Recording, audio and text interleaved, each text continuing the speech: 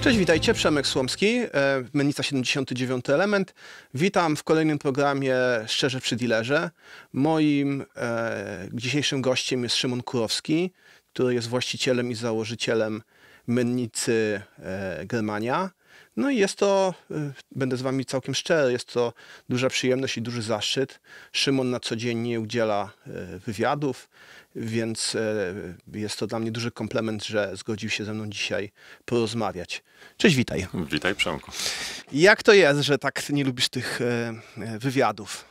Nie, że nie lubię. Myślę, że nie jest to kwestia jakiejś polityki firmowej, ale ilości obowiązków, które mamy, spotkania z kontrahentami, podróże po świecie, rodzina, tak, to wszystko powoduje, że nie mam jakiejś wewnętrznej potrzeby udzielania wywiadów, ale znamy się już kilka lat. Prosiłeś nie pierwszy raz. Znamy się 15 lat. Znamy się 15 lat, dokładnie. Przez te 15 lat mocno się branża zmieniła, myśmy się trochę zmienili. Kilka siwych włosów. Kilka wypadło też. I chciałbym cię zapytać, jak to jest z tą Germanią Mint? Jakbyś mógł opowiedzieć o tej firmie w kilku żołnierskich słowach, bo większość osób sobie nie zdaje sprawy, jak to jest duża firma. Rzeczywiście, Germania dzisiaj zatrudnia ponad 250 osób. Współpracujemy z kontrahentami na całym świecie, od Nowej Zelandii przez Azję, Afrykę, Amerykę Południową, aż po Amerykę Północną, oczywiście nie zapominając o Europie. W samej Jeleniej Górze mamy 7 lokalizacji, gdzie prowadzimy swoją działalność. Jest ona dosyć szeroka i często spotykam się z takim stwierdzeniem naszych odwiedzających w Jeleniej Górze, że nie spodziewali się takiej skali przedsięwzięcia, które robimy, bo tak naprawdę jesteśmy, można powiedzieć, dzisiaj samowystarczalni, jeśli chodzi o produkcję, opakowania, bicie monet, odlewanie sztabek, dystrybucję. Tak naprawdę myślę, że musiałbym o genezie trochę więcej opowiedzieć, śmiało, mamy bo czas. ty znasz historię, natomiast podejrzewam, że słuchacze nie do końca. Tak, wszystko się zaczęło od sklepu numizmatycznego w rynku. W Jeleniej Górze, dokładnie. Myślę, że nawet ciut wcześniej, ponieważ moja przygoda z numizmatyką zaczęła się, jak miałem lat 7. Pomagałem ojcu porządkować stare monety, znaczki i dorabiać sobie do swojego kieszonkowego. Z biegiem czasu angażowałem się coraz bardziej w to przedsięwzięcie. Natomiast dalej to była bardziej taka poznawanie numizmatyki, poznawanie kolekcjonerstwa i dopiero po skończonym liceum postanowiłem się na 100% zaangażować w tą działalność. Postawiłem tacie 2 warunki, które przyjął i przeszedł na emeryturę. Natomiast ja przejąłem firmę, która zajmowała się, tak jak powiedziałeś, sprzedażą w sklepie monet, znaczków i z jednym pracownikiem rozpoczęliśmy swoją przygodę. Tak? To był rok 2008, kiedy rozpocząłem swoją jednoosobową działalność gospodarczą. No i z biegiem lat ten biznes się powiększał do dzisiejszych rozmiarów. Po takiej początkowej fazie rozruchu, czyli rozpoczęciu sprzedaży internetowej, ojciec prowadził sprzedaż tylko i wyłącznie w Jeleniej Górze w sklepie. Ja troszeczkę otworzyłem naszą działalność na świat, na Polskę na tym pierwszym etapie, czyli sprzedaż przez e-commerce, sprzedaż przez Allegro. Zaczęliśmy zdobywać klientów. Mieliśmy troszeczkę szczęścia, bo było to związane też z hossą na rynku numizmatycznym w Polsce, czyli te słynne lustrzanki 10-20 złotówki emitowane przez NBEP wtedy były bardzo popularne. To gdzieś 2002 rok. No wiesz co, ja przejąłem biznes w 2008. I powiedzmy od też 2006 tak. była ta popularność, ona trwała gdzieś do 2009 roku. Z różnych przyczyn się skończyła, nie o tym dzisiaj, natomiast to nam pomogło rzeczywiście szybko się rozszerzać, rozwijać, zdobywać nowych klientów. W 2008 mieliśmy swoją pierwszą przygodę z bitą monetą, mianowicie Jelenia Góra miała obchody 900-lecia swojego miasta, a my staliśmy się takim agentem pomiędzy Mennicą Polską a miastem Jelenia Góra na dystrybucję, wdrożenie do Jeleniej Góry żetonów pamiątkowych, tak zwanych dukatów lokalnych. Był to wielki sukces. Rozdystrybuowaliśmy w mieście i w Polsce ponad 30 000 żetonów z Mosiądzu i na podstawie tego zaczęliśmy szukać kolejnych okazji. Tak? Był Karpacz, Szklarska Poręba, Zgorzelec i w kolejnych latach... Dokładnie, w kolejnych latach tych miast było naprawdę dużo, dużo więcej. To też był moment, kiedy zacząłem zatrudniać swoich pierwszych dodatkowych pracowników, czyli takich project managerów, grafików. I tak naprawdę fajny okres rozwoju, bo taka pierwsza przygoda z większym biznesem, z większymi przychodami, też wyzwania związane z logistyką, z organizacją tego wszystkiego. No już taki mocny etap rozwoju wtedy mieliśmy. Natomiast jak to ze wszystkim bywa, są lepsze i gorsze czasy. Mniej więcej 2 lata później, kiedy tych emisji realizowanych przez nas, przez Mennicę Polską, ale też przez innych dystrybutorów w Polsce, agentów, było za dużo. Ten rynek zaczął kolekcjonerski troszeczkę przysiadać. Ja wtedy próbowałem stworzyć coś dodatkowego do tego żetonu i tym czymś było opakowanie, tak? Więc wymyśliliśmy stworzenie opakowania blistrowego do monet, do tych żetonów, żeby no, troszeczkę sprzedać za więcej, sprzedać coś ładniejszego niż po prostu żeton w kapslu. To był rok 2009, kiedy ten pierwsze opakowanie stworzyliśmy i co jest śmieszną historią, mieliśmy 12 podwykonawców, a u siebie nie robiliśmy nic, tak? Więc woziliśmy tą swoją koncepcję od partnera, który robił nam narzędzia, od kogoś, który nam formował plastik, drukarnia, agencja, która nam wtedy robiła składy do druku, uszlachetnianie druku gdzieś indziej, także było to dosyć ciekawe doświadczenie, koordynowanie czegoś takiego, natomiast no, nakłady takich opakowań były śmieszne, tak, 200, 300, 500 sztuk, może raz mieliśmy nakład 1000 sztukowy. No, moje zamówienie było na moje, to były gdzieś chyba 1000 sztuk, pamiętam, Dokładnie. 2011. Tak. No czyli i tutaj to duża emisja musiała to już być była duża emisja, natomiast już byliśmy po tej kolejnej fazie wzrostu.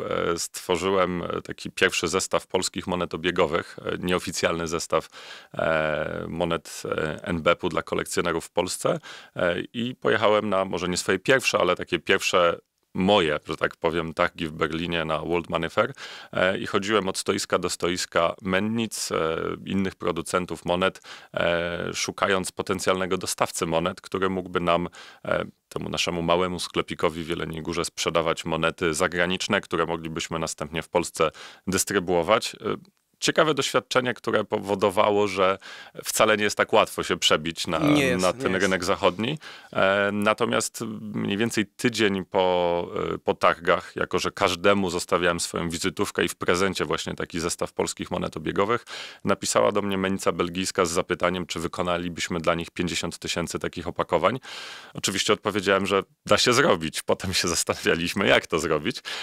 No i to był nasz taki, można powiedzieć, wytrych do tego świata, w którym jesteśmy dzisiaj, czyli produkujemy opakowania dla mennic i banków centralnych na całym świecie. To pierwsza realizacja dla mennicy belgijskiej, banku belgijskiego była takim wytrychem, które Ale coś zarobiłeś coś na tej Nie, transakcji? na pewno zarobiliśmy, natomiast jakie koszty ponieśliśmy związane z tym, że pewni podwykonawcy nie dali rady, albo było to troszeczkę dłużej niż zakładaliśmy, no to już zostaje u nas. Natomiast wyciągaliśmy wnioski z każdego potknięcia i poprawialiśmy się i to też był taki moment, kiedy mniej więcej po roku, widząc, że mamy nowych klientów, tak, czyli ta realizacja dla mennicy belgijskiej, następnie mieliśmy klientów, na przykład mennicę litewską, mennicę czeską, węgierską, do dzisiaj z nimi wszystkimi współpracujemy. No, tych realizacji zaczęło być więcej i więcej. Okazało się, że taki model 100% outsourcingu w produkcji dla 12 podwykonawców kompletnie się nie sprawdza i zaczęliśmy insourcować te procesy wszystkie, które były kłopotliwe, jeśli chodzi o zmienność cennika dostawcy, tak, nieprzewidywalności wszelkie, kwestie jakościowe, kwestie związane z opóźnieniami. To wszystko powodowało, że takie procesy przyjmowaliśmy do siebie i można powiedzieć, że ten łańcuch zamknęliśmy w zeszłym roku akwizycją wrocławskiej drukarni, która tak jakby zamknęła nam to wszystko, co jest od druku aż po gotowy produkt. Kolejnym takim ciekawym okresem było to, że część z tych mennic pokazała nam, że szuka uszlachetnianych monet, co było dla mnie troszeczkę zdziwieniem, bo wychowany w Polsce, mieliśmy tutaj Mennicę Polską, dalej mamy, która bardzo piękne rzeczy robi i robiła, natomiast jest w pełni samowystarczalna. Natomiast te moje doświadczenie z zachodnimi mennicami, często wiele razy mniejszymi niż Mennica Polska, pokazywała, że nie mają takiego zaplecza produkcyjnego. Mają niesamowitą historię, doświadczenie, jeśli chodzi o proces bicia. Natomiast w uszlachetnianiu monet byli naprawdę troszeczkę w tyle. I tu są różne techniki tego uszlachetniania, bo są nadruki, są też oksydacje, są galwaniczne metody. i jak to masz jakoś podzielone czy zanalizowane? My zaczęliśmy od kolorowania, czyli czegoś tak naprawdę najbardziej prostego, czyli tak zwany tampon druk, który finalnie w dniu dzisiejszym samo to kolorowanie, dalej wykorzystujemy technikę tampodruku, ale mamy też dwie technologie cyfrowe. W zależności od tego, co i komu robimy, jesteśmy w stanie sobie te technologie wybierać. Chwilę później zauważyliśmy, że to jest troszeczkę za mało, w związku z tym była inwestycja w linię do galwanizacji. Zaczęliśmy od złota, a następnie zaczęliśmy dokładać kolejne metale szlachetne i tak naprawdę te nowości, innowacje pokazały mi, że tego szuka rynek, tego szuka świat.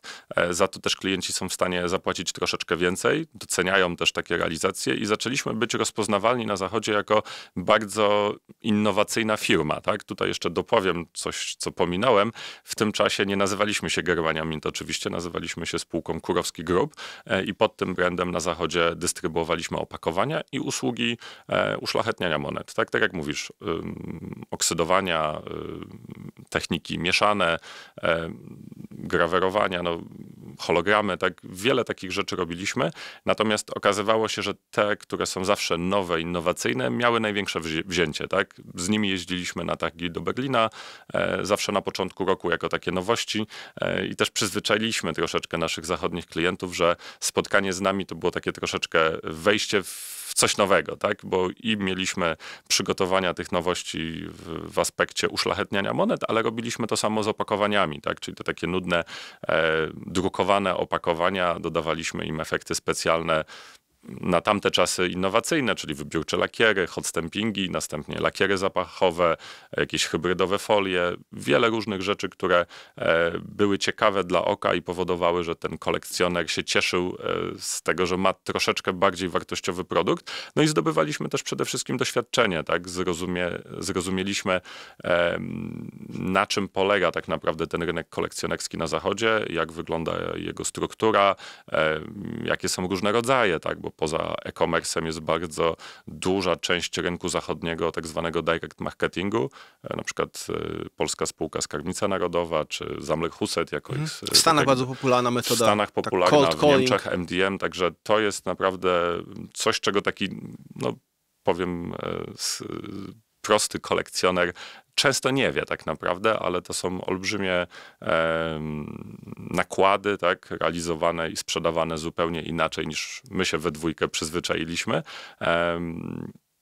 Często są to tematy narodowe, tak, związane z tym, co w danym kraju jest ważnego na topie i tak to też dociera. Natomiast jest to ważny element tego rynku, ponieważ on też często przenosi takiego nowego kolekcjonera, który nigdy nim nie był, do właśnie świata tej prawdziwej numizmatyki. Tak? I tacy klienci zaczynają w pewnym czasie zbierać stare monety, zaczynają inwestować w srebro inwestycyjne, w złoto inwestycyjne, czy po prostu w monety kolekcjonerskie współczesne. Czyli tak, mamy tradycyjny sklep, mamy blistry, mamy uszlachetnianie, no to teraz trzeba by przejść do kolejnej rzeczy, którą są sztabki, produkcja sztabek i produkcja różnego rodzaju monet. Tutaj nadmienię, że to, co podsumowałeś, czyli sklep numizmatyczny, już w tym momencie był, można powiedzieć, niszową częścią naszej działalności i de facto w takim roku 2012-2013 podjęliśmy strategiczną decyzję, że się rozwijamy w kierunku relacji z klientami biznesowymi, tak? Czyli idziemy w kierunku B2B, to B2C, które jest do dzisiaj sklepikiem, zostało w tej samej wielkości, więc tak jak przejąłem od ojca sklep jednoosobowo z jednym pracownikiem, dalej tam jest Jacek z nami, natomiast w takiej części e-commerce'owej mamy 2 osoby, tak? Więc na całą tą strukturę zatrudnienia 200 kilkudziesięciu osób, 3-osobowy zespół do detalu, sam wiesz, zajmujesz się detalem, nie jest to duża organizacja, tak? Więc dla nas jest to bardziej taki heritage, troszeczkę taka podziękowanie ojcu za to, co mi przekazał, tak? Zanim może jeszcze do tej samej produkcji sztabek, bo był taki okres trochę przejściowy, kiedy my już mocno współpracowaliśmy razem, mianowicie to był etap, kiedy zaczęliśmy wykorzystywać te nasze relacje z zagranicznymi dealerami, mennicami, rafineriami, jako że byli naszymi klientami, czy to właśnie z aspektu opakowań, czy uszlachetniania, kupowaliśmy od nich ich produkty, tak? I importowaliśmy je do Polski. Staliśmy się chyba pierwszym, tak na tamte czasy mogę powiedzieć, dystrybutorem hurtowym w Polsce metali szlachetnych, ale też monet kolekcjonerskich, więc to też jest dosyć nietypowe, bo w Europie jest kilka takich, można powiedzieć, hubów hurtowych, jeśli chodzi o monety, sztabki inwestycyjne, ale żaden się z nich nie specjalizuje w tej części kolekcjonerskiej. My to połączyliśmy i to był taki nasz początek tej przygody ze światem metali szlachetnych w takim rozumowaniu, dla którego tutaj pewnie dzisiaj siedzimy. Tak? Zaczęliśmy tworzyć swoją gałąź związaną z hurtowym obrotem metalami szlachetnymi, no i z biegiem czasu dokładaliśmy kolejne i kolejne. Na początek naszymi głównymi klientami byli oczywiście klienci z Polski. W pewnym momencie zaczęliśmy wychodzić za granicę, czyli byli to klienci z Niemiec, z Czech, ze Słowacji, czyli tam, gdzie ta logistyka nie przysparzała nam kłopotów, albo byliśmy w stanie ją zrealizować bankowozem za stosunkowo racjonalne pieniądze. No bo Jelenia Góra jest takim dość doskonałym położeniu biznesowym. Tutaj rzeczywiście jest to fajne szczęście, że jesteśmy, gdzie jesteśmy, bo mamy do Czech raptem pół godziny, do Niemiec godzinę. Też przez pewien czas mieliśmy oddział w Görlitz, więc na pewno jest to duże ułatwienie dla nas. Z punktu widzenia tego, co dalej, jeszcze był taki troszeczkę etap przejściowy, kiedy wykorzystując ten potencjał naszej wiedzy w projektowaniu, bo też projektowaliśmy czy to opakowania, czy monety uszlachetniane dla klientów, więc mieliśmy już dużą wiedzę, jak projektować rzeczy, które kolekcjonerzy pożądają na naszym rynku. Wykorzystując właśnie ten potencjał opakowań, uszlachetniania, zaczęliśmy tworzyć swoje własne produkty. Tak? One jeszcze wtedy były takie, można powiedzieć, niebrandowane, były gotowcem ze stajni Kurowski Group, Kurowski Metals, bo do tej działalności obrotu metali mieliśmy osobną spółkę. Realizowaliśmy coś, co było no-name'em, ale mimo wszystko się fajnie sprzedawało na zachodzie i to była nasza taka pierwsza przygoda po latach od tych żetonów lokalnych z produkcją swoich własnych rzeczy i w pewnym momencie trafiliśmy na ciekawy pomysł stworzenia Germanii jako takiej hybrydy, tak? Monety, nie monety. Tematu brandowanego, związanego troszeczkę z Niemcami. Niemcy, jak wiesz, nie mają bulionu swojego srebrnego, złotego. Mają wiele mennic prywatnych, wiele mennic mają narodowych. tą 100-eurówkę. To jest dość popularny produkt u nich, taki ze złota. Pół uncji, bardzo wygodny nominał. No tak, ale w srebrze czy takiego bulionu na wzór Brytanii czy kangura nie posiadają, więc wymyśliliśmy stworzenie swojego takiego medalu, rounda tak naprawdę, jak to Amerykanie nazywają, czyli tej naszej pierwszej Germanii, to był rok 2019 i okazało się, że pod tym brandem Germania Mint już ta realizacja zaczęła nam przynosić w bardzo szybkim czasie wielu zwolenników. I przeciwników też. Przeciwników w pierwszym etapie też bardzo wielu, no bo jak można sprzedawać coś, co nie jest monetą i mówić, że jest to moneta. Ale gorzej jeszcze, że Germania to jest taki, wiesz, dużo jest jednak w Polsce ludzi, którzy niespecjalnie za Niemcami przepadają, czy za Rosjanami. Wiesz co, dla niektórych to trochę brzmi jak Niemcy, natomiast dla nas cały ten koncept był oparty na mitologii, na tej antycznej krainie, w której żyjemy, czyli wszystko na wschód od Renu było Germanią, tak? Nieważne, czy to były Niemcy, Polska, Czechy, te wszystkie tereny były germańskie, więc oparliśmy ten nasz storytelling właśnie na takich realizacjach i to się bardzo spodobało przede wszystkim Amerykanom w pierwszym etapie, więc to był naszym takim boostem do rozwoju i zaczęliśmy w bardzo szybkim czasie pozyskiwać klientów. Dalej jeszcze pod tym brandem Kurowski Group, Kurowski Metals i dopiero kolejne targi w Berlinie nam pokazały, że takie spotkania face to face z naszymi klientami, dystrybutorami uświadomiły nam, że jesteśmy postrzegani przez nich jako mennica już i jako też podmiot, który dla nich jest rozpoznawalny jako Germania Mint. Nazywali nas Germania Mint Team, mimo że wizytówki mieliśmy Kurowski Group, więc po tych targach chwilę później siedliśmy z całym zespołem mojego managementu, zrobiliśmy burzę mózgów i wyszliśmy z tego z ciekawym pomysłem zrobienia rebrandingu, dosyć odważnego, tak jak mówisz, bo w późniejszym okresie spotkaliśmy się z tym takim przysłowiowym hejtem od części polskiej klienteli.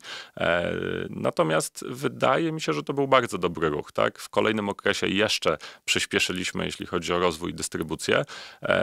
To był też czas, kiedy pandemia się zaczęła, tak? Więc z jednej strony można by powiedzieć, że nie pomagała, Natomiast no, braki surowca, braki produktów spowodowały, że połączenie tego z naszą firmową koncepcją insourcingu, produkcji do siebie, pozwoliła nam się bardzo szybko rozwijać, ponieważ byliśmy w stanie produkować u siebie sztabki, a chwilę później także monety. Mhm. I jak to wygląda, jakbyśmy mogli to podzielić w różny sposób, jakbyśmy tak mieli podzielić, czy to kwotowo, czy jeżeli chodzi o pracowników, na te poszczególne działy. A jak już będziemy metale szlachetne dzielić, to też ile tych sztabek, to jaka część jest waszego potencjału, a monety, czy też żetony, to jak to tutaj ułożyć? Wiesz co, no może jeszcze chwilę o produktach, tak? Bo w dniu dzisiejszym można powiedzieć, że mamy 4 nogi biznesu. Pierwsza to jest ta dystrybucyjna, tak? Czyli kupujemy i sprzedajemy cudze i swoje produkty, czyli ten nasz tak zwany wholesale. To jest tak zwany Berlin Zachodni. Czyli przyjeżdżacie z Berlina Zachodniego z towarem, macie łóżko polowe, wykładacie monety. No już nie. Dystrybuujemy, tak? I co jest ciekawe, robimy to na cały świat, w związku z tym mamy klientów hurtowych nie tylko z Polski czy z Europy, ale mamy klientów z Japonii, z Izraela, z Brazylii, z Argentyny, z całej Ameryki, tak? I nie tylko produkty germańskie w ten sposób dystrybuujemy, ale także produkty innych producentów, większych, jak i mniejszych. To jest tak jakby ta pierwsza część. Druga to są opakowania, które robimy niezależnie i poza tymi opakowaniami papierowymi na przestrzeni lat dołożyliśmy do tego produkcję drewnianych opakowań. Mamy swoją stolarnię w Jeleniej Górze, produkcji plastikowych kapsuł, produkcji metalowych opakowań, kaszerowanych. Od roku mamy również całą nogę tego biznesu zrównoważonych opakowań, które odpowiadają na potrzeby zachodnich firm, całego tego zielonego ładu, który tak bardzo pcha nas w tej chwili do pewnych zmian, więc stworzyliśmy całą linię produktową do tego. Trzecią nogą biznesu są customowe realizacje, czyli te, które wykonujemy na zlecenie czyjeś. Tak? I tutaj mamy tą nogę realizacji uszlachetniania monet, ale dołożyliśmy do tego sztabki i bite monety, więc można powiedzieć, że to jest ta nasza część mennicza, którą realizujemy na czyjeś potrzeby, ale też staramy się to robić komplementarnie, tak? Więc nie szukamy klientów, którzy przyjdą do nas z jednorazowym zleceniem, nie wiem, żetonów dla jakiejś parafii w Polsce, tylko szukamy klientów rzeczywiście z branży, dystrybutorów, takich klientów, z którymi relacyjnie możemy współpracować na dłuższy czas i takich klientów, którzy będą zainteresowani i wybiciem monety, i uszlachetnieniem, i opakowaniem, kiedy komplementarnie możemy dać im tak jakby gotowy produkt. Na początku jesteśmy w stanie dodać projektowanie graficzne, a na końcu nawet jesteśmy w stanie dodać logistykę, czyli ten dropshipping i wysyłkę pod drzwi klienta docelowego, kiedy nasz klient tego oczekuje. No i tą ostatnią nogą są te produkty własne, tak, które rzeczywiście w czasie tak jakby pandemii zaczęliśmy je realizować coraz śmielej i poza tymi rzeczami pod tak zwanym effigy Germanii, o którym rozmawialiśmy, zaczęliśmy tworzyć swoje monety z innymi krajami. Tutaj takim naszym, myślę, że całkiem dużym sukcesem było podpisanie umowy z Centralnym Bankiem Malty na produkcję monet euro kolekcjonerskich. W dniu dzisiejszym mamy kilka tematów na stole, które będziemy realizować w takiej koncepcji co-branded, czyli 2 brandów. Już w zeszłym roku i w poprzednim pojedyncze takie realizacje zrobiliśmy i nie były to tylko firmy numizmatyczne, ale właśnie mennice inne, czy banki centralne, gdzie występujemy obok siebie na tym certyfikacie. Można nieśmiało powiedzieć, że wykorzystujemy tą naszą pozycję na rynku międzynarodowym do tego, żeby łączyć 2 brandy i wykorzystywać to, co jest najlepsze, tak? Czyli jakaś mennica się specjalizuje w jakimś specyficznym biciu, natomiast my możemy to uszlachetnić, możemy dodać opakowanie. My się zajmujemy częścią dystrybucji, na przykład hurtową, międzynarodową, a ten podmiot robi dystrybucję krajową, detaliczną, tak? I to jest bardzo fajny koncept, którego też nikt do tej pory nie zrobił, tak? Odpowiadając na to twoje pytanie o tą strukturę, tak? No, co do zatrudnienia, niewątpliwie produkcja to jest największa część osobowa u nas i myślę, że ta część opakowaniowo-mennicza, myślę, że około 120-150 osób jest tam zrzeszona. Reszta to są biura administracyjne, części handlowe, logistyka, magazyn, dział zakupów, sprzedaży. Jasne. A sezonowość się odbija poważnie na tej grupie ludzi, no bo jeżeli ma się kilkaset osób w firmie, no to trzeba sobie zaplanować na wiele miesięcy wcześniej tą pracę, tak? I pytanie jest takie, jak ta sezonowość się Naszym odbija? atutem jest to, że mamy różne produkty, które produkujemy. W związku z tym jesteśmy w stanie tych swoich pracowników pracowników czasami relokować, tak? Czyli jeśli jest okres, nie wiem, środka wakacji, kiedy mamy w jakimś momencie, w zeszłym roku tak było, w tym roku nie ma, mniej zamówień na opakowanie, jesteśmy takich pracowników na przykład relokować do działu odlewni, mennicy, jesteśmy w stanie zrealizować jakiś cykl szkoleń, na którego nie mieliśmy możliwości w innym czasie. Także do tej pory no, nie mieliśmy takiego kłopotu. Bardziej, kiedy były te piki sezonowaności, no to wręcz poszukiwaliśmy dodatkowych pracowników i ten okres pandemii. Przed pandemią to nasze zatrudnienie było około 120-130 osób, tak? Więc można powiedzieć, że prawie dwukrotnie urośliśmy między 2019-2020 rokiem a dniu dzisiejszym. Więc tutaj myślę, że sobie z tym fajnie radzimy. No i też mamy tą różnorodność produktów, tak? Kiedy, nie wiem, tak jak dzisiaj troszeczkę ten rynek inwestycyjny jest w wycofaniu, mamy tak jakby produkty kolekcjonerskie, które są bardzo stabilne i pozwalają nam dalej realizować przychody na oczekiwanych poziomach, a nawet większe. Czy jesteście już największym pracodawcą w Jeleniej Górze? Wydaje mi się, że nie. Jelenia Góra jest mocna, jeśli chodzi o automotive, także mamy kilka takich większych zakładów. Myślę, że może nawet ponad 1000 osób zatrudniających, ale też nigdy ilość zatrudnienia nie była moim celem samym w sobie. Tak? Myślę, że to troszeczkę przypadkiem wyszło. Pamiętam, jak z ojcem sobie kiedyś żartowałem, że mając zatrudnienie około 30 osób, ale fajnie byłoby mieć 100 pracowników. Dzisiaj wiem, że to jest duża odpowiedzialność i duże wyzwanie, tak? Taka duża organizacja, ale radzimy sobie. Tak? Na pewno też ten okres tak dużego wzrostu był i wymagał od nas, ode mnie jako zarządzającego dużej elastyczności, tak? Jeśli chodzi o samozarządzanie, wdrożenie kolejnych struktur. Tak? No właśnie, cały ten management wyższego szczebla, skupienie się na specjalistach, zatrudnienie tak jakby ludzi, którzy są fachowcami w tym, co robią. Do tego przez pewien czas mieliśmy psychologa w firmie, też ciekawe doświadczenie, jeśli chodzi o naprawę i poprawę komunikacji między pracownikami. No i jak ta struktura jest zorganizowana? Czy to jest taka struktura wysoka, że jest ileś szczebli, czy to taka struktura jest wręcz rozlana, płaska, gdzie może pracownik przyjść do ciebie i powiedzieć, mam tutaj pomysł, albo chciałem się poskarżyć, albo chciałem podwyżkę, albo obniżkę wynagrodzenia? Wiesz co, raczej jestem człowiekiem, jestem otwarty na rozmowę z każdym, więc nie ma tutaj problemu. No ale czas, to chodzi o czas. No, dzisiaj podam przykład. Byłem na siłowni o 4 rano, bo mam taką rutynę swoją dzienną i akurat jeden z pracowników również chodzi w tej porze ćwiczyć i podszedł do mnie i przedyskutowaliśmy pewien temat, wyzwanie, przed którym stoi. Także jest taka możliwość. Tak, wiadomo, że to nie jest tak, że każdy może przyjść i w dowolnym momencie porozmawiać. Wiadomo, że trzeba się umówić, ale tak jakby jestem otwarty. Tak? Nie jestem człowiekiem, który się zamyka na rozmowę z pracownikami i mi się wydaje, że takie ludzkie podejście, taka ludzka twarz biznesu dała nam też to miejsce, w którym jesteśmy, bo sam w sobie nie byłbym w stanie zbudować takiej firmy i za sukcesem tego, co stworzyliśmy, odpowiadają właśnie ci ludzie, ten zespół, tak? A ci ludzie, którzy są bezpośrednio pod tobą, czyli ten, powiedziałbym, zarząd, to ta grupa ludzi, czy uważasz, że tutaj kluczowe dla ich sprawności to jest wykształcenie, czy może cechy osobowości, jak tych ludzi dobierać? Wydaje mi się, że wszystko po trochu, tak, bo z jednej strony ostatnie lata pokazały, jak już weszliśmy naprawdę w prawdziwą produkcję, gdzie powiedzmy do odlewania sztabek mamy robota, że to nasze doświadczenie takiego organicznego wzrostu, gdzie do pewnego momentu ludzie awansowali, bo byli fajnymi specjalistami, później stawali się starszymi specjalistami, brygadzistami, w pewnym momencie kierownikami i aż dalej właśnie do tego szczebla, o którym mówisz, czyli do dyrektorów.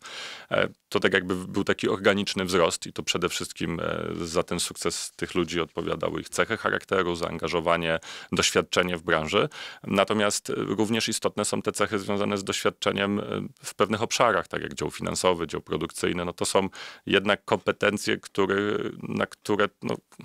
na które trzeba zapracować latami. Tak? Ja jestem troszeczkę samoukiem, jak wiesz, nie studiowałem, więc cały ten swój biznes rozwijałem, podpatrując, jak działają inne firmy i też wiele zaczerpnąłem ze swoich podróży po zachodzie, odwiedzając wiele mennic, banków centralnych, zawsze podpytywałem, czy dużych firm numizmatycznych, zawsze podpytywałem, jak coś u nich jest zorganizowane i przyzwyczaiłem tych swoich ludzi w Jeleniej Górze do takiej ciągłej zmiany. Tak? Się śmieją, że mamy w DNA ciągłą zmianę. Jak wiesz, ludzie nie lubią tego. Tak?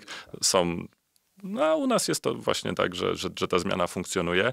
Wspomniałeś też o ciekawej rzeczy związanej z tym, jak wyglądają te inicjatywy, tak? Właśnie w tej chwili od 3 tygodni realizujemy taki projekt inicjatywy optymalizacyjnej, która ma na celu właśnie zebranie od nawet szeregowych pracowników ich feedbacku na temat naszej pracy, od tego, jak możemy zwiększyć przychody, zoptymalizować koszty, zwiększyć efektywność, czy nawet pomysły na nowe produkty.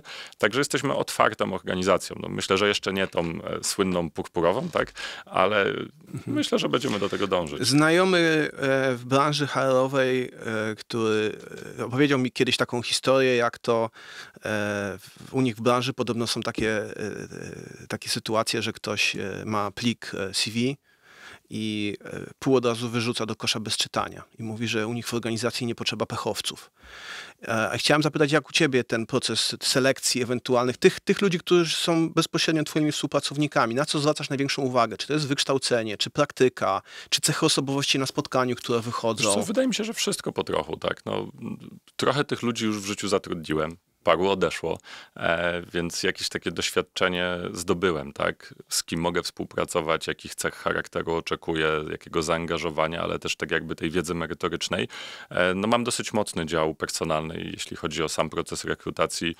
To jest coś, co opanowaliśmy już dosyć dawno temu. Robimy również takie często rekrutacje grupowe, tak, na których kandydaci między sobą mogą troszeczkę odnaleźć się w innej rzeczywistości. Tak. No, jak rekrutujesz z samego listu motywacyjnego czy CV-ki, masz papier, nie widzisz człowieka. No, tak. papier Jak robisz cierpliwy. to, papier wszystko przyjmie. Tak. Jak później masz tą rozmowę face to face, też jesteś w stanie ulec pewnym charyzmie drugiej osoby i może ktoś się dobrze sprzedać. Tak.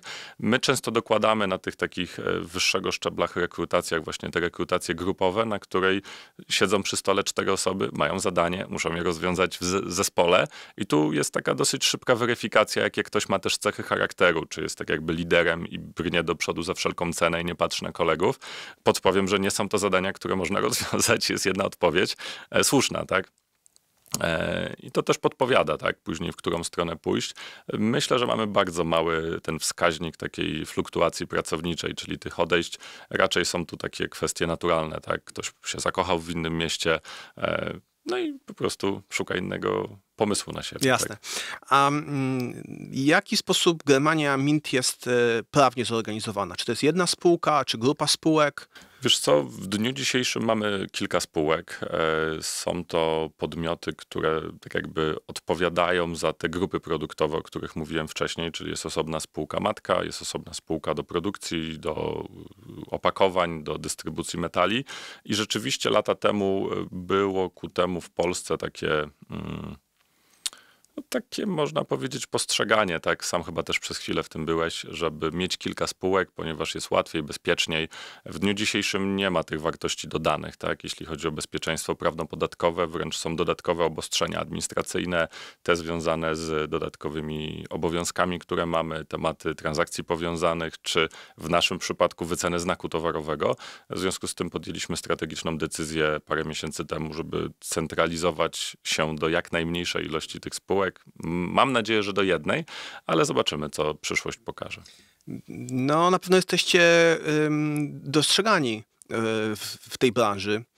I tak myślę sobie, czy są jakieś oferty przejęć, zakupu waszej spółki, czy też połączenia, jakichś joint venture? Zresztą no, mieliśmy kilka propozycji, jeśli chodzi o ten okres taki silnego wzrostu. Tak? Na pewno jesteśmy rozpoznawani bardzo w Ameryce, w Niemczech, więc tak jakby zauważyłem, że stalibyśmy się łakomym kąskiem dla jakiejś dużej organizacji zachodniej. No, na tą chwilę nie podjęliśmy decyzji o tym, że poszukujemy inwestora, mamy swoje plany, plus jest tak jakby to finansowanie bankowe mamy zapewnione, w związku z tym nie planujemy tak jakby się sprzedawać, czy tak jakby poszukiwać inwestora na szeroką skalę. Natomiast rzeczywiście było to takie głaszczące ego, tak? No, urodzić się w Jeleniej Górze i handlować z klientami w Nowym Jorku czy w Nevadzie, tak? I dostać propozycję. No jest to ciekawe. Mhm. A jak wygląda współpraca w drugą stronę? Jeżeli wy z dużymi podmiotami macie współpracować, mam tutaj na myśli taką sytuację, że produkuje się monety pod flagą jakiegoś obcego kraju, jakiegoś New Island na przykład. To jak się współpracuje z takimi dużymi organizacjami? No ja powiem ci, że jestem pod dużym wrażeniem tego, jak ci to łatwo przychodzi, tak? Że potrafisz, tutaj jest taka historia związana z Maltą na przykład, że wprost z plaży, z wakacji poszedłeś i załatwiłeś kluczowy kontrakt. Jak podchodzić do rozmów z dużymi firmami, które są scentralizowane, tak? Myślę, że tutaj nie ma jednej odpowiedzi, natomiast na pewno są to relacje, tak? I też ta nasza pozycja na rynku, jeśli chodzi o takiego stabilnego gracza, który nie jest już rok czy 2 lata na rynku. Jesteśmy od 2010 obecni. Wielu klientów pozyskaliśmy z polecenia, tak? I to było niesamowite, że dużo mennic narodowych czy banków przyszła do nas po tym, jak inna mennica poleciła im nasze usługi czy produkty.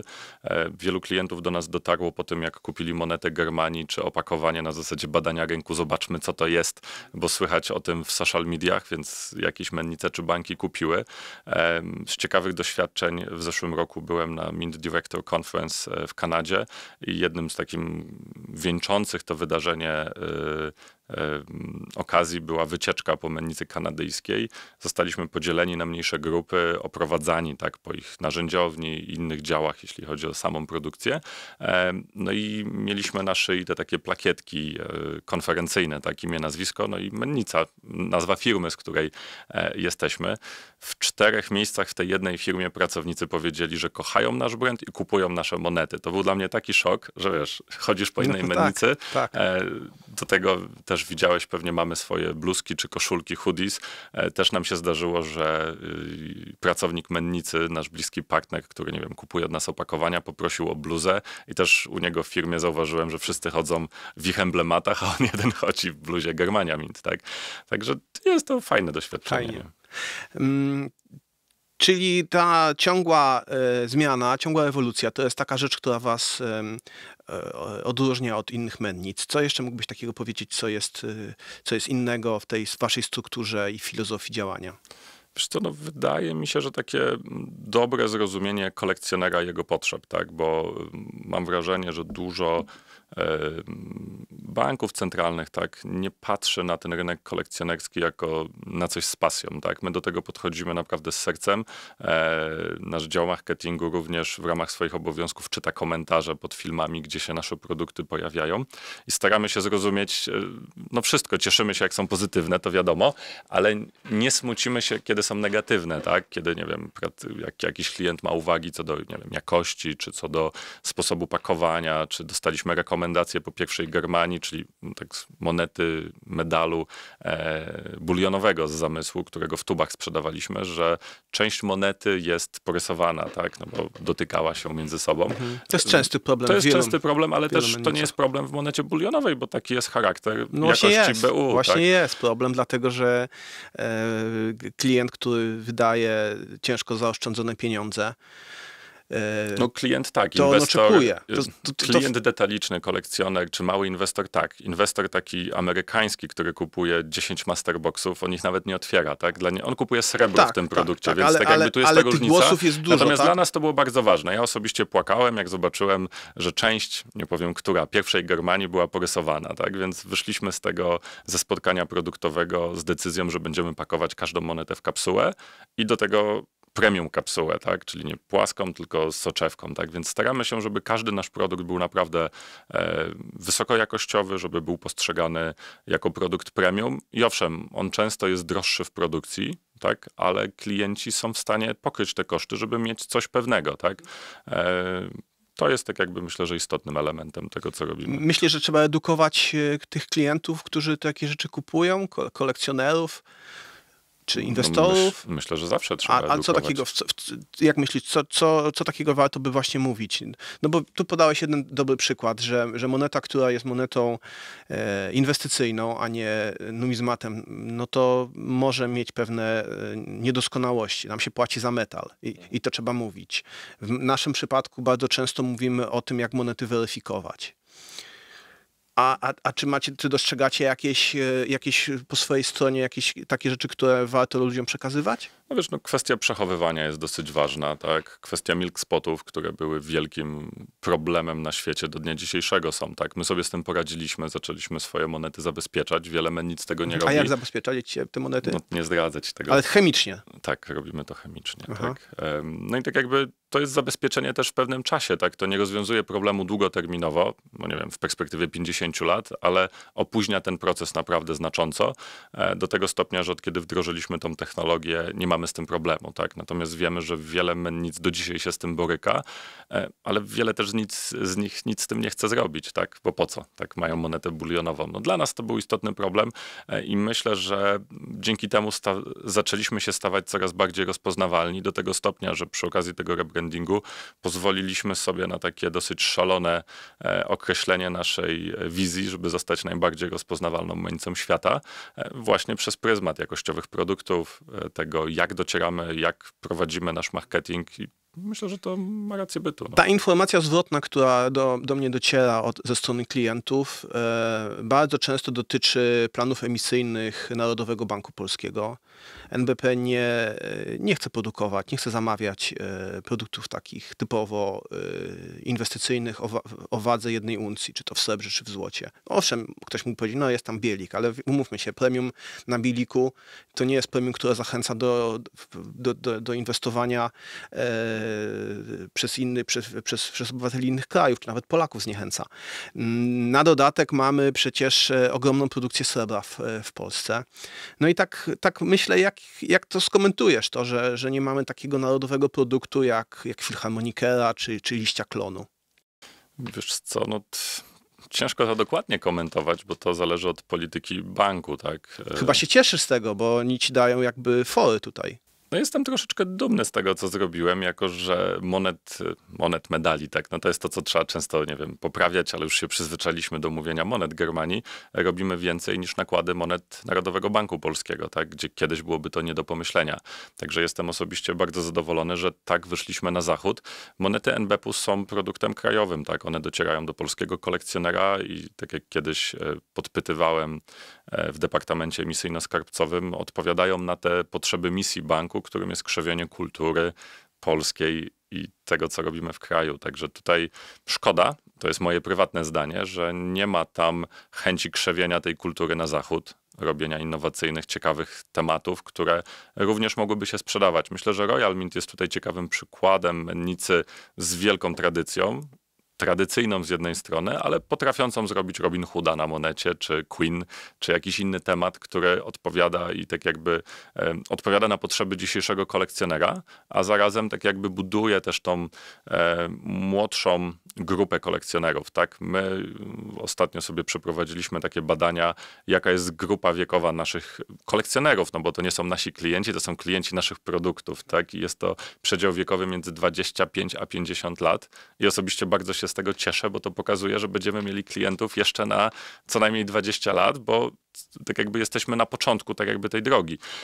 Wiele tych tematów takich, nie wiem, narodowościowych, to jest jednak grupa wiekowa 55-75, tak? Więc no, sam wiesz, jaka jest odpowiedź, tak? Gdzie to zmierza.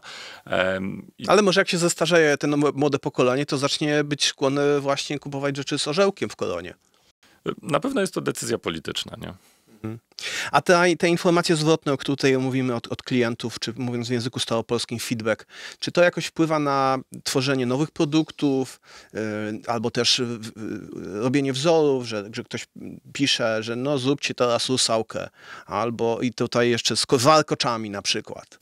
Wiesz co, mamy wewnętrznie określony proces tworzenia, tak? Więc na pewno dział, który się tym zajmuje, on jest za to bezpośrednio odpowiedzialny. Tak jak wspomniałem, mamy też inicjatywy firmowe, czyli każdy pracownik jest w stanie zaproponować czy to pomysł na monetę, czy pomysł na technologię, którą finalnie możemy wykorzystać, ale również słuchamy tego, co kolekcjonerzy mówią. Nie jest to taki że tak powiem, duży wskaźnik takich inicjatyw, co troszeczkę boleje, ale kilkamiesięcznie myślę, że się zbiera. Zdarzyło nam się z raz czy dwa wykorzystać jakiś pomysł na zasadzie jego zmiany, dopieszczenia, no bo jednak no, trzeba tutaj troszeczkę wypośrodkować tak, oczekiwania jednostki i zrozumieć realia, tak jakby, tak, jakie są tak. realia tego. No, na pewno nie chcielibyśmy na Germanii robić pszczółki Mai, bo mamy tak jakby mitologię, ale właśnie przez to, że realizujemy te emisje partnerskie, czy mamy tak jakby potencjał na realizację czy to z New Island, czy z większymi graczami typu Bank Malty, jesteśmy w stanie takie pomysły niezwiązane z naszą mitycznością realizować właśnie w takich emisjach monet zagranicznych. No to na koniec takie trudne pytanie. Specjalne, trudne pytanie przygotowałem, bo od roku czy półtora mamy na rynku bardzo ciężki czas. My sobie jeszcze jakoś radzimy jako tacy dealerzy końcowi, detaliczni, ponieważ rzeczy, które skupimy, no to możemy sprzedać. Natomiast chciałem zapytać, jak sobie radzisz z tym, że jest taki spadek w ilości zamówień i przez to ilości sprzedaży. No, to są spadki z tego, co widzę po raportach firm konkurencyjnych do twoich, publicznych, które muszą takie rzeczy podawać. No to są spadki 40, 50, 60, 70%. To jest obłędny spadek. Ja rozumiem, że w waszym przypadku blistry to jakoś się toczą własnym życiem. Blistry w całym, że tak powiem, portfolio realizacji, które robimy, to jest szczątkowy procent tak naprawdę, tak, jeśli chodzi o przychody i tak jakby tworzone monety czy sztabki inwestycyjne. Rzeczywiście tak jakby widzimy, że rynek się mocno zmienił na przestrzeni ostatniego roku, półtora roku.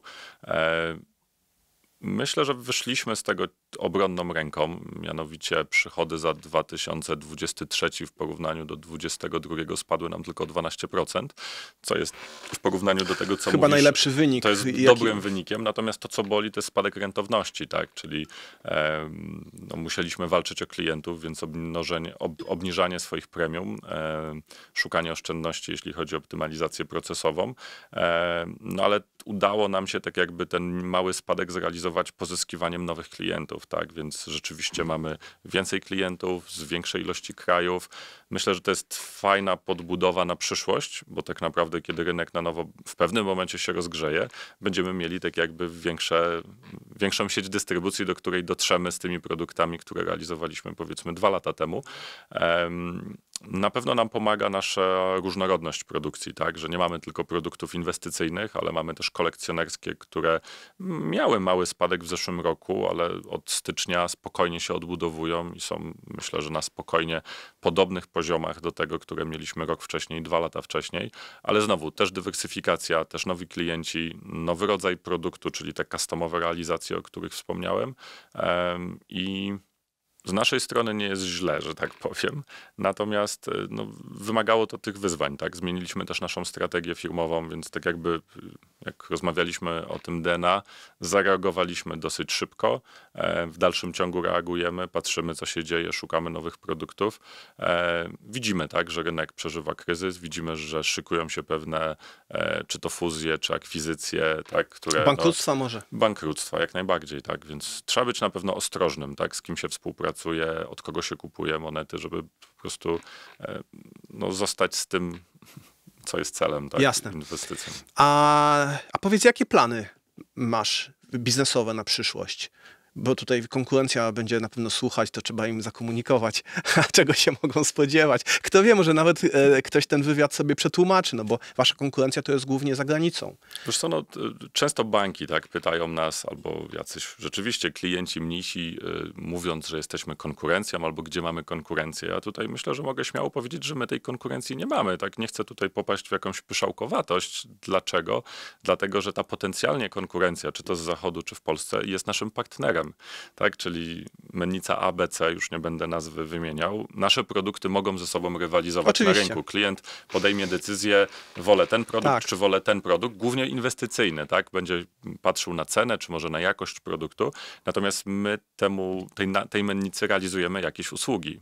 My jej sprzedajemy opakowania, robimy dla niej usługi uszlachetniania i często kupujemy ich produkty do dystrybucji. Więc jak tu mówić o konkurencyjności? tak, Jesteśmy bardziej partnerami. synergia niż... To są synergie tak naprawdę i to jest też po części tym sukcesem, o który pytałeś wcześniej. Jeśli chodzi o tak jakby te plany, o które pytasz, tak, no, udało nam się w ostatnich 2 latach zrealizować to minimum na LBMA Good Delivery w srebrze, tak, więc to jest takim naszym marzeniem. Wiadomo, dużo papierologii, dużo dodatkowej dokumentacji, które musimy stworzyć, inwestycja w laboratorium. Audyt pewnie jakiś. Audyty, ale no, myślę, że w perspektywie kilku lat od dzisiaj jest to naprawdę realne, tak, żeby w Srebrze uzyskać ten status LBMA Good Delivery i, że tak powiem, docierać do jeszcze szerszego grona klientów, bo rzeczywiście w Europie głównie, w Ameryce nie jest aż tak popularne, może poza programami IRA, do tego, żeby klient kupował produkty nie LBMA, tak? Germania dzisiaj tego nie ma, ale tak jakby już w swoich procesach, tak? Mamy responsible sourcing, wykorzystujemy tylko materiał, który pochodzi z rafinerii LBMA, wdrażamy wszystkie procedury, które tak jakby są konieczne do tego, żeby uzyskać ten certyfikat i to jest takim naszym celem w perspektywie kilkuletniej. Na pewno poszukiwania nowych klientów i też dokładanie nowych produktów, jeśli chodzi o technologię bicia czy uszlachetniania. Tutaj cały czas nad czymś nowym pracujemy, także myślę, że na przestrzeni następnych kilku miesięcy wyjdziemy znowu z czymś ciekawym na rynek, czego jeszcze nie było. Szymon, a powiedz, jakie masz plany na najbliższy czas? Szykujemy się do targów NAA w Chicago, takiego można powiedzieć drugiego wydarzenia branżowego, największego na świecie. Także będziemy się wystawiać, będzie dużo spotkań. Pierwszy tydzień sierpnia Ameryka. Lecę do ciebie. I mamy taki pomysł na giveaway, w języku staropolskim tak to się nazywa, dla osób, które polubią nasz materiał i wpiszą w komentarzu, jaki mieliby pomysł na produkt Germanii Mint, zafundujemy nagrodę w postaci 2-uncjowej sztabki, którą szykujemy na imprezę, na targi w Stanach, w Chicago. Bardzo Ci dziękuję za dzisiejsze spotkanie. Mam nadzieję, że nasi widzowie z przyjemnością obejrzyli ten materiał. Zachęcam do subskrybowania i do lajkowania. To jest taka tradycyjna prośba. I polecam sobie zrobienie jakiegoś blokera do reklam, no bo niestety nie mam wpływu zbyt dużego na to, co się tutaj wyświetla w przerwach, na początku i na końcu, a można to bardzo łatwo ogarnąć sobie z prostymi rozwiązaniami. Do zobaczenia, trzymajcie się, cześć.